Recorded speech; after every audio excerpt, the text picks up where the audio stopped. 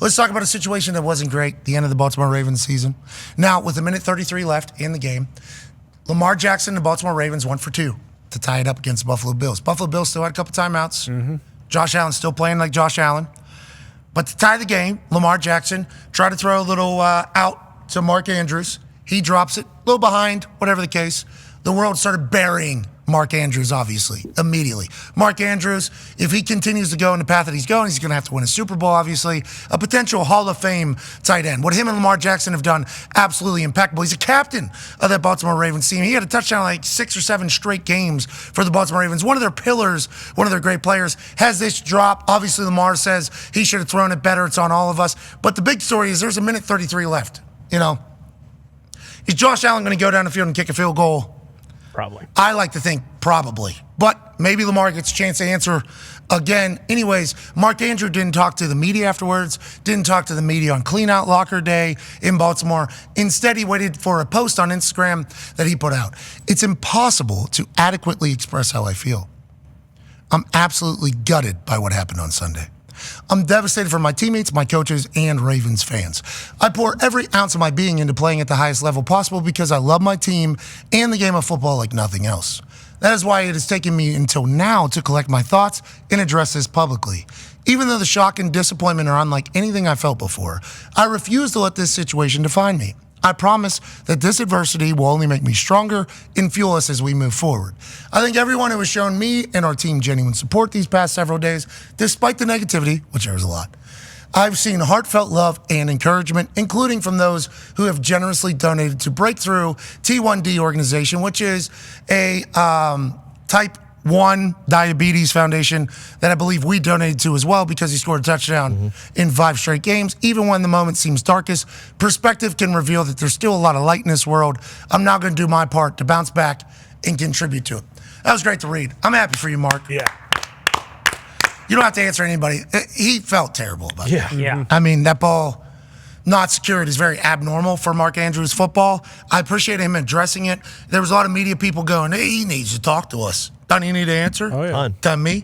He needs to answer to me for what this is. I think there are some rules for players having to speak to media, so I assume there'll be some sort of fallout from that entire thing. Him doing it this way, collecting his thoughts, not saying anything too stupid immediately after a game, I think is good, but obviously there's people that think it's terrible. Yeah, and Cam Newton said it best yesterday. It's not as if just athletes should be held to this standard, everyone should. But, I mean, it sucks. And I think that message is awesome, too, just because it shows how, hey, you guys feel bad. Like, you have no idea how pissed off I am about this. Like, of course I wanted to catch the damn ball. It just didn't happen. And also, a minute 30 left, 2 timeouts for the Buffalo Bills at home. Yeah, just acting like that one was over. Exactly, acting as if that's going to overtime. Yeah. Like, no matter what, because he dropped that. Like, I think we all agree the Bills are still winning that game in regulation. Like, it's not as if... That's how we feel, but obviously football could be different, and I assume the Baltimore Ravens defense would say, well, there's a chance we get a 3 and out. Sure. And we get the ball back and we actually go win that thing.